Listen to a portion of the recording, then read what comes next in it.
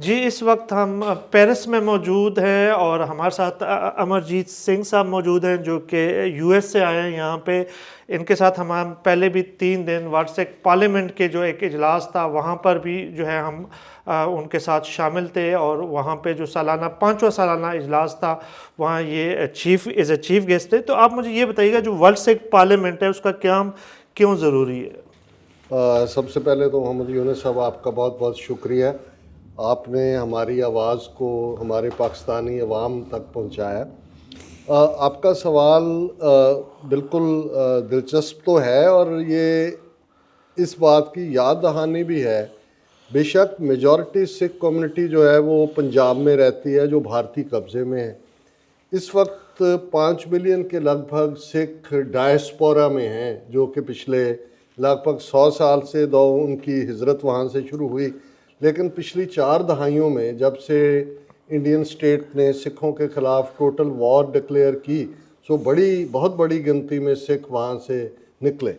सो जो हमारे पंजाब के ऊपर काबिज़ स्थिर है दिल्ली की, वो इतनी पावरफुल है कि वहाँ तो वो किसी आवाज़ को उठने नहीं देते। अगर संत भिंडरांवाले की आवाज़ थी उनको वैसे शहीद कर दिया गया। अभी जो अगर भाई अमृतपाल सिंह जो कि 2 लाख वोटों के फ़र्क से मेंबर पार्लियामेंट बने, उनको 2900 किलोमीटर दूर कैद में रखा हुआ है। सो सिख डायस्पोरा ने यह महसूस किया कि वर्ल्ड प्लेटफॉर्म के ऊपर अगर हमें अपनी आज़ादी की आवाज़ को लेके जाना है तो एक अम्ब्रेला जो है वो होना चाहिए। और 2015 में हमारी जो सिख रवायतों के अनुसार बहुत बड़ी गैदरिंग होती है जिसको हम सरबत खालसा बोलते हैं। तो 2015 में ज़िला अमृतसर के एक चब्बा मुकाम पे ये सरबत खालसा हुआ। उसमें जहाँ 4-5 लाख लोगों की शमूलियत थी, ये एक रेजोल्यूशन किया गया कि वर्ल्ड सिख पार्लियामेंट बनाई जाए जो सिखों की आवाज़ को कौमांतरी लेवल के ऊपर, इंटरनेशनल लेवल के ऊपर यूनाइटेड नेशंस और दूसरी हैं जो पावर्स हैं, वो बेशक नेटो है या दूसरी, उन तक भी पहुंचाए, यूरोपियन यूनियन है। और साथ ही साथ ये आने वाले समय के लिए जब खालिस्तान आज़ाद होगा, हमारा स्ट्रक्चर एक, इसको हम जिलावतन सरकार तो नहीं कहेंगे, लेकिन ये एक उस सिस्टम की तरफ हमें ले जाने के लिए है। और ऑलरेडी जहाँ ये रेजोल्यूशन हुआ, फिर इसके इजलास जो हैं वो पेरिस में, लंदन में, टोरंटो में, न्यूयॉर्क में, और 5वां इजलास जो है वो फ्रैंकफर्ट जर्मनी में हुआ, जिसको आपने अलग अलग चैनल्स पे कवर किया है। सिख रियासत और खालिस्तान के हवाले से हम देख रहे हैं कि यूरोप भर में, अमेरिका और कनाडा में भी बहुत ज़्यादा हम देख रहे हैं कि सिख कम्युनिटी पुरजोश है। बैसियत इस सिख कम्युनिटी के एक रहनुमा, आप इस हवाले से कितने पर उम्मीद हैं सिख रियासत या खालिस्तान के हवाले से? देखिए, पहली बात तो ये है कि जो राज या पॉलिटिकल सॉवरेनिटी का कॉन्सेप्ट है वो तो सिख वैल्यूज़ में इनहेरेंट है, उसके बीच में। और 175 साल पहले तक जो महाराजा रंजीत सिंह के दौर का राज था, जो कि सबके लिए, वहाँ हिंदू, सिख, मुसलमान, इवन बाहर से ईसाई, वहाँ के जनरल, इस फ्रांस की हम बात कर रहे हैं, सो यहाँ का जनरल है लॉर्ड, और इटालियन जनरल वेंतुरा, वो वहाँ एम्प्लॉई थे और किसी के साथ कोई डिस्क्रिमिनेशन नहीं थी, पहली बात। दूसरा, 1947 में जब ब्रिटिशर्स ने डिवाइड किया सब कॉन्टिनेंट को, तो सिख जो थे वो एक पार्टी थे हिंदुओं और मुसलमानों के साथ। ट्रांसफ़र ऑफ पावर की जो नेगोशिएशन थी, उनको पाकिस्तान मोहम्मद अली कायदे आज़म ने लेके दिया मुसलमानों को, हिंदुओं को हिंदुस्तान। और हमने तो इंडियन कॉन्स्टिट्यूशन पे भी दस्तखत नहीं किए, क्योंकि जो प्रॉमिसेस हमारे साथ किए गए थे नेहरू और गांधी की तरफ से, उनको वो ठुकरा दिया उन्होंने। सो इस वक्त बेशक 4 दहाइयों से, जब जून के पहले हफ्ते 1984 में टोटल वॉर सिखों के ख़िलाफ़ ऐलान की गई, टैंकों तोपों से हमारे मुक़द्दस हरमंदिर साहिब पे हमला किया गया, तब से खालिस्तान की तारीख का आगाज़ हुआ खुल के। और आज हम देख सकते हैं कि इन सारे सालों में, इन जनरल और पिछले 1 साल में इन पर्टिकुलर, जब से इंडिया ने ट्रांसनेशनल रिप्रेशन क्राइम शुरू किया है, जो कुछ उन्होंने लाहौर में भाई परमजीत सिंह पंजवड़ को शहीद करके किया, 15 जून को भाई अवतार सिंह खंडा को बर्मिंघम में शहीद करके किया, और 18 जून को भाई हरदीप सिंह निज्जर को सरी कनाडा में किया, जिसका Iqbal Justin Trudeau Canadian prime minister ने 18 सितंबर को कैनेडियन पार्लियामेंट में किया। सो आज खालिस्तान का मुद्दा एक इंटरनेशनल लेवल का मुद्दा बन चुका है। 5 आइज कंट्रीज़ जिनकी इंटेलिजेंस टुगेदर है, जिनमें Canada, America, Australia, New Zealand, UK हैं, उन्होंने भी इंडिया की इंटरफेरेंस को जो है वो तस्लीम किया कर रहे हैं। तो हम देख रहे हैं कि इस वक्त 5 मिलियन सिख जो कि एक पॉलिटिकल पावर है, अभी कनाडा में जस्टिन ट्रूडो की हुकूमत जिस पार्टी के सिर पे खड़ी है, उनकी एनडीपी, उसके जो पेशवा हैं जगमीत सिंह, वो राइट ऑफ सेल्फ डिटर्मिनेशन के हामी हैं। अमेरिका में 50 से ज़्यादा कांग्रेसमैन सिख कॉकस का हिस्सा हैं जिनसे बात हो रही है। अभी ब्रिटेन में इलेक्शंस हुई हैं, 12 मेंबर्स पार्लियामेंट, वहाँ Sikh male and female both निकले। सो पुरुमीद जो आपने कहा, जितने इस वक्त हम अपनी मंजिल के करीब लगते हैं, इतना पहले इन 40 सालों में कभी नज़र नहीं आया। मोदी हुकूमत के जब बरसर इक़्तिदार आने के बाद हमने देखा कि उनकी जो है वो पॉलिसी थोड़ी सी तब्दील हुई और मुल्क से बाहर वो सिख उमायदीन जो उनके लिए मसाइल पैदा कर सकते हैं उनको टारगेट, जिस तरह आपने भी बात किया। जी। तो उस हवाले से आप क्या समझते हैं कि बैनुल अक़वामी इदारे भी कोई अपने जो उस हवाले से कुछ काम कर रहे हैं कि नहीं, क्योंकि ये तो बैनुल अक़वामी क़वानीन के ख़िलाफ़ वर्जी है, और इस हवाले से आप लोग क्या कर रहे हो? देखिए, पहली बात, अभी तो भारत जो एक रोग स्टेट बन चुका है, वो पकड़े गए हैं रंगे हाथों, जिसको कहा जाता है। कर तो ये पाकिस्तान में कर रहे थे, वहाँ कश्मीरी एक्टिविस्ट को टारगेट किया खालिस्तान, और पिछले कई सालों से कर रहे थे। वहाँ वैसे भी जो दहशतगर्दी कर रहे हैं बलूचिस्तान में कर रहे हैं, या विद इन पाकिस्तान भी। लेकिन हमें ये हमेशा रहा, और पाकिस्तानी ओपिनियन मेकर्स से मैं हमेशा ये कहता हूँ जब भी मेरा कभी उनसे जो है मुलाकात होती है, कि भाई आप डिफेंसिव क्यों हैं, आप क्यों नहीं इंटरनेशनल प्लेटफॉर्म पे इंडिया को एक्सपोज करते। सो मैं समझता हूँ कि सिखों ने तो इस पीरियड में, हमने तो इनका नाक में दम कर दिया है। ऑलरेडी प्रोटेस्ट भी हो रहे हैं। मोदी अभी 3 दिन के पिछले सितंबर में ही, अभी पिछले दिनों UN जनरल असेंबली का सेशन था, तो वहाँ 3 दिन डेलावेयर में क्वाड की मीटिंग थी, न्यूयॉर्क में था, फिर UN में बोलना था, वहाँ ज़ोरदार प्रोटेस्ट भी हुए। और ऑलरेडी अमेरिकन लॉ मेकर्स भी, जैसे अभी 2 लेजिस्लेशन US कांग्रेस में और सेनेट में ट्रांसनेशनल रिप्रेशन के ऊपर है। कनाडा में फुल स्केल इंक्वायरी जो ऑर्डर हुई, उसमें ये सामने आया कि भाई चाइना और भारत वो कनाडा की अंदरूनी इलेक्शंस में भी, पार्टी की जैसे कंजर्वेटिव पार्टी का, उसमें भी इंटरफियर कर रहे हैं। सो इसी तरह सिखों ने तो इसको एक अपना 1 पॉइंट प्रोग्राम बनाया हुआ है कि हम इनको एक्सपोज करेंगे। हमारी बात सुनी भी जा रही है। 2 हाई लेवल मीटिंग्स जो कि लॉ एनफोर्समेंट एजेंसीज के साथ वाशिंगटन DC FBI हेडक्वार्टर में हुई, जिसमें मैं भी मौजूद था और भी सिख तंजीमों के रहनुमा थे। उनमें FBI, justice department, homeland security, ये सभी लोग जो हैं उसमें शामिल थे। सो ये अभी काफ़ी जो है हमारी लॉबी इसके ऊपर है, और हम इसके ऊपर इनको, इंडिया को जो है वो काफ़ी एक्सपोज कर रहे हैं, और वो भी हमारे साथ ताउन कर रहे हैं। जिस तरह हमने पहले बात की कि इंडियन मुख्तलिफ जो सिख उमायदीन है या लीडरशिप है उनको टारगेट कर रही है, और उसमें एक आपका भी नाम था, और हिट लिस्ट में आप भी नाम थे, आपका भी नाम था, तो आप अभी भी है आपका नाम। तो क्या आपको कोई ट्रैवल एडवाइजरी या कोई सेफ्टी मेजर के हवाले से इदारों ने कोई बात की आपको इस हवाले से, और कैसे आपको मालूम हुआ कि आपका नाम भी उस लिस्ट में? हाँ, देखिए, 18 जून 2023 को हरदीप सिंह निज्जर का कोल्ड ब्लडेड मर्डर हुआ। 22 जून को हम वाशिंगटन DC में थे, क्योंकि मोदी वाइटन की लंच मीटिंग थी और हमने वहाँ प्रोटेस्ट रखा हुआ था। जब हम वहाँ से वापस मुड़ रहे थे तो मुझे कॉल आई अननोन नंबर से। यूजुअली मैं पिक नहीं करता हूँ, उस दिन मैंने पिक किया, और उन्होंने कहा जी हम FBI के फ़लाँ ऑफिस से हैं, आपसे मिलना भी चाहेंगे, और आपकी जान को ख़तरा है, डोंट ट्रैवल। मैं क्योंकि निज्जर के क्रिमेशन के फंक्शंस में जो लास्ट राइट्स होते हैं उनमें शमूलियत करना चाहता था। सो काफ़ी वक्त फिर मुझे ट्रैवल रेस्ट्रिक्ट करना पड़ा।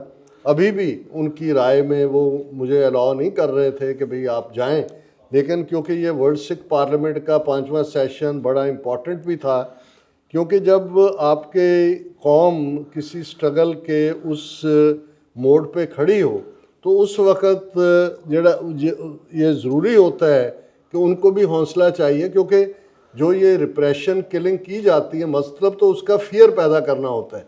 सो ये ज़ाहिर है कि फियर उन्होंने कोशिश की, लेकिन जैसा सिखों का रिस्पांस था हरदीप सिंह निज्जर की शहादत के बाद 2 रेफरेंडम खालिस्तान के सरी में हुए, लाखों लोग निकले।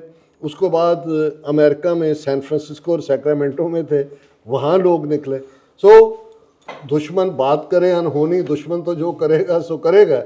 हम तैयार हैं अपनी आज़ादी का परचम लाल किले के ऊपर लहराने के लिए, और बाकी सब उस रब्बुल आलमीन के हाथ होता है जो दुनिया में भेजता है, और रब्बुल आलमीन के हुक्म से दुनिया चलती है। हमें खौफ नहीं है किसी चीज़ का। सिख कम्युनिटी जो इंडियन पंजाब में बसती है और वो सिख कम्युनिटी जो मुल्क से बाहर बसती है, उनकी बुनियादी इस वक्त मसाइल क्या है? देखिए, जो ग़ुलाम कौम होती है जब, तो वो ऐसे ही होता है कि एक तरफ एक शेर सर्कस के रिंग मास्टर के पिंजरे में है और एक जो है बाहर जंगल में दहाड़ रहा है। सो जो बाहर डायस्पोरा हैं, क्योंकि उन्होंने आज़ाद मुल्कों में रह के आज़ादी का स्वाद चख लिया है, उनमें वो रोर है ऑफ ए लॉयन। पंजाब में वो होप की तरह देखते हैं बाहर के सिखों का। जब उन्हें मौका मिलता है वो अपनी आवाज़ उठाते हैं। बेशक वहाँ परसिक्यूशन है, कितने कानून हिंदुत्वियों ने लाए हैं, लेकिन अभी जो पार्लियामेंट्री इलेक्शंस हुई हैं वहाँ 2 हलके ऐसे थे पार्लियामेंट के जिनमें एक में शहीद बेअंत सिंह जिन्होंने इंदिरा गांधी को सजा याफ्ता किया था, उनका बेटा खड़ा था। एक में भाई अमृतपाल सिंह जिसको जेल में रखा हुआ है, वो जेल से लड़ा। सो 2 लाख वोटों के फ़र्क से एक जीता, दूसरा भी बड़ी 70-80 हज़ार वोटों के फ़र्क से जीता। सो उनको भी जो भारतीय कब्ज़े में हैं सिख, जिनको मैं भारतीय नक्शे में कैद सिख कहता हूँ, वो होप जो है वो डायस्पोरा की तरफ और फिर इंटरनेशनल पावर्स की तरफ देख रहे हैं। और उनको भी लगता है कि अब हमारे भाई जो बाहर बैठे हैं वो हमारे पिंजरे को तोड़ के हमको आज़ाद करवाएंगे। पर वो भी लड़े हैं, अभी तक भी 1.5 लाख से ज़्यादा हमारे नौजवानों ने कुर्बानियाँ दी हैं। और सिख कभी गुलामी कबूलता नहीं है, ये हमारा बिल्ट इन करैक्टर है। खालसा बादशाह और बागी, इधर हम बादशाह हैं या बगावत के रास्ते पे हैं।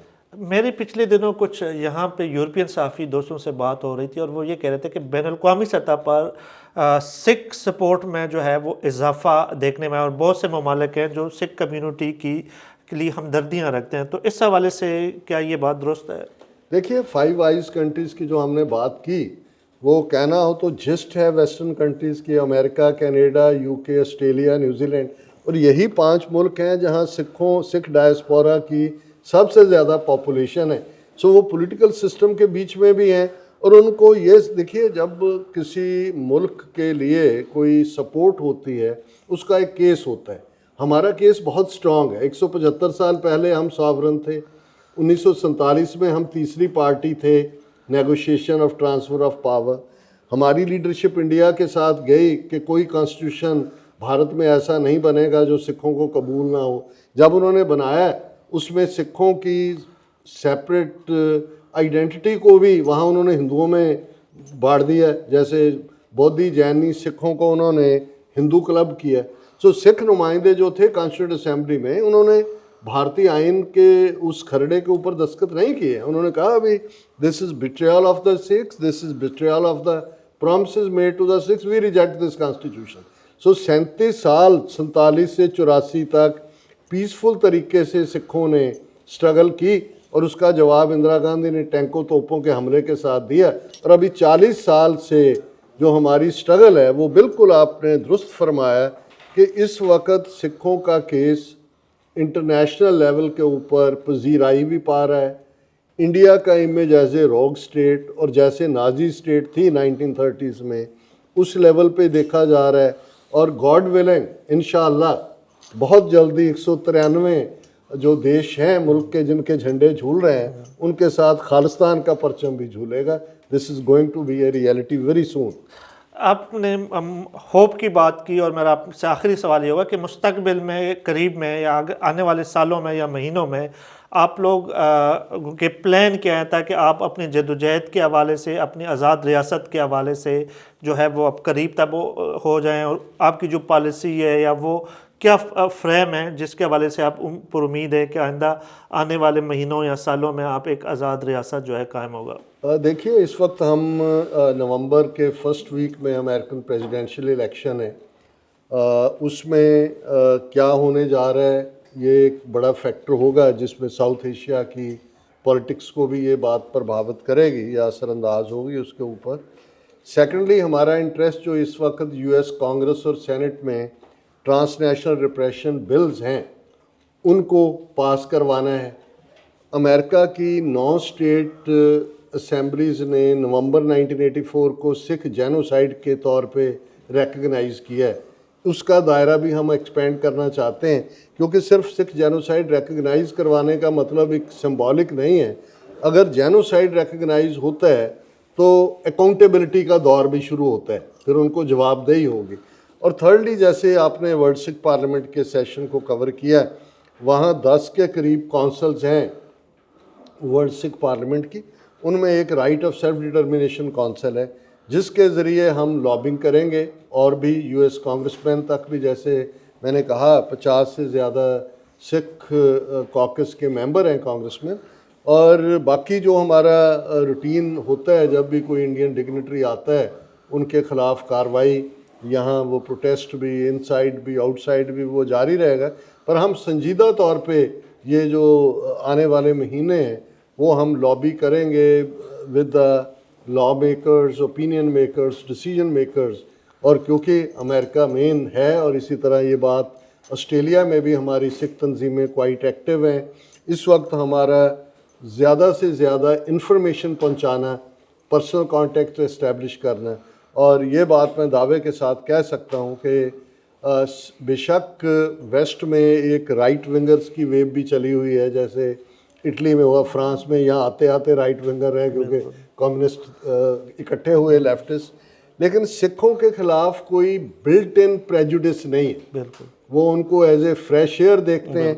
और जैसे कोविड में और दूसरे सिख as a soft power emerge हुए, एज ए ह्यूमैनिटेरियन जो हमारी अप्रोच है मज़हब की, और हमारे गुरुद्वारों का जो किरदार है, फूड सर्व करना, इंसानियत की मदद, इवन यूक्रेन में भी, जैसे सिख हमारा कोई बॉर्डर नहीं लगता, कोई रिलीजियस हमें नहीं, लेकिन वहाँ सिख ऑर्गेनाइजेशंस, यूनाइटेड सिख्स जैसी, वहाँ जाके वो जो अभी भी खिदमत कर रहे हैं, उसने एक हमदर्दी का फैक्टर, और जिसको पॉलिटिक्स की लैंग्वेज में सॉफ्ट पावर कहते हैं, so Sikh as a soft power भी उनकी रिकग्निशन हुई है ग्लोबल लेवल। एक जो आखिरी सवाल ये है कि इंडिया के बारे में ये कहा जाता है कि एक तो इक्तिसादी तौर पे बड़ा मुल्क है, अमेरिका के तौर से क्लोज है, और अमेरिका को इस वक्त चाइना के खिलाफ उनकी ज़रूरत है।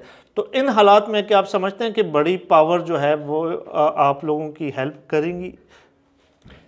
देखिए, इसमें तो कोई शक नहीं है कि there are no permanent friends और foes, permanent only are interest. और 9/11 के बाद इंडिया में अमेरिका ने इन्वेस्ट किया, और जैसे इंडिया को उन्होंने इंडो यूएस न्यूक्लियर डील करने के लिए न्यूक्लियर सप्लायर ग्रुप से भी जो बाहर निकलवाया, क्योंकि उसके अलावा वो डील साइन नहीं, Americans have gone extra mile to accommodate India. But जो भारत का किरदार पिछले 2 सालों में है, वो यूक्रेन का मुद्दा हो जो या ट्रांसनेशनल रिप्रेशन का मुद्दा हो, उसमें भारत ने लेट डाउन किया है अमेरिका को। नतीजे के तौर पे अमेरिकन पॉलिसी मेकर्स में डबल ओपिनियन है कि इंडिया के ऊपर वो क्या काउंट कर सकते हैं। चाइना के खिलाफ उन्होंने बुलवॉक क्या बनना था, उनका अपना आइडियालॉग है सुब्रमण्यम स्वामी। उसने माना है कि पिछले 2 साल में जब गलवान वैली में 2020 में चाइना आगे बढ़ा, 4060 स्क्वायर किलोमीटर टेरिटरी जो कि इनके पेट्रोलिंग पॉइंट थे, वो डेपसोंग में हो, डेपचोंग में हो, गलवान वैली में हो, पेंगोंग सो और पेंगोंग लेक, क्योंकि सो उनकी लोकल लैंग्वेज में लेक को कहते हैं, वहाँ उन्होंने कैप्चर की। सो उन्होंने देखा कि भाई ये तो किसी काम के नहीं है।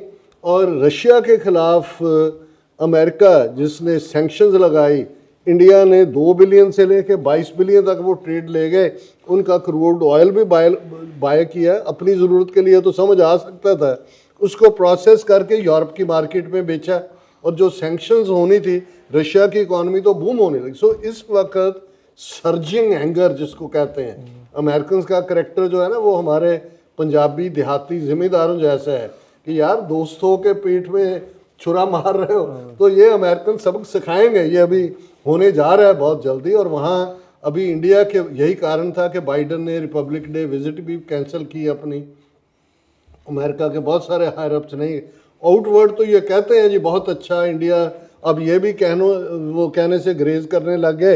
एक तरफ कहते थे हम ग्रेट डेमोक्रेसी हैं, आप लार्जेस्ट डेमोक्रेसी हैं, हमारी कदरें कीमतें मिलती हैं। अब आपको किसी अमेरिकन स्टेटमैन के बयान में ऐसा नहीं आएगा, उनको लग रहा है कि ये मेजॉरिटेरियनिज्म है और उसके नीचे एक हिंदुत्व की आइडियोलॉजी जो नाजी लाइक आइडियोलॉजी है वो आगे बढ़ रही है, ये हमारे काम नहीं आएंगे।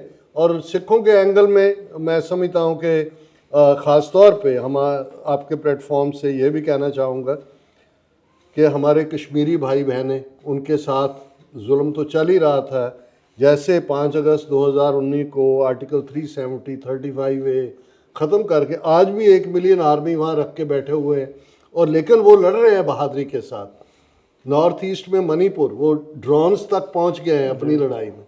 सो देखिए मज़हबों के मामले में इवन इस्लाम को भी जितना मैं समझ सका हूँ, हज़रत अली का ही फरमान है कि जहाँ अदल नहीं है वो बेशक मोमन रजीम भी हो वो एक्सेप्टेबल नहीं होगा। बेशक काफिर का रजीम हो, अगर अदल है तो वो उसकी लॉन्जेविटी होगी। सो जब अदल ना हो, अगर तो दिल्ली में ऐसी कोई चेंज हो जाती है इन 40 सालों में कि जी हम मानते हैं यूएन चार्टर को, आप आइए कश्मीरियों से पूछ लें कि वो क्या चाहते हैं, भारत से पंजाब से पूछ लें, नागाओं से पूछ लें। दूसरा सो मोर एंड मोर जो उनका ऐसा एटीट्यूड है, यही उनकी जो है वो कब्र को खोद रहा है, और बहुत जल्दी मोदी समेत हिंदुत्व एक ऐसी गहरी कब्र में जा रहा है जिसका कोई नामो निशान भी नहीं होगा। बहुत बहुत शुक्रिया आपके वक्त देने का। और ये हमारे साथ डॉक्टर साहब मौजूद थे, और सबसे बड़ी बात यह कि हमने 3 रोज़ा जो है फ्रैंकफर्ट में जो है हमने वो कन्वेंशन का जो है अपना आंखों देखा हाल देखा, और उसमें जो सबसे उम्मीद की बात ये थी कि किसी भी तहरीक में ख़वातीन और बच्चे हों तो वो तहरीकें हमेशा कामयाब रहती है। और मैंने वहाँ पे ख़वातीन और बच्चों की एक बड़ी तादाद देखी, तो मैं भी बहुत पुरुमीद हूँ कि इंशाल्लाह आपके खालिस्तान के हवाले से जल्द अच्छी खबर सुनने को आपको मौका मिलेगा, आप खालिस्तान की कैपिटल से अपने चैनल्स के लिए जो है वो टेलीकास्ट करेंगे बहुत जल्दी। बहुत बहुत शुक्रिया, थैंक यू। बहुत शुक्रिया।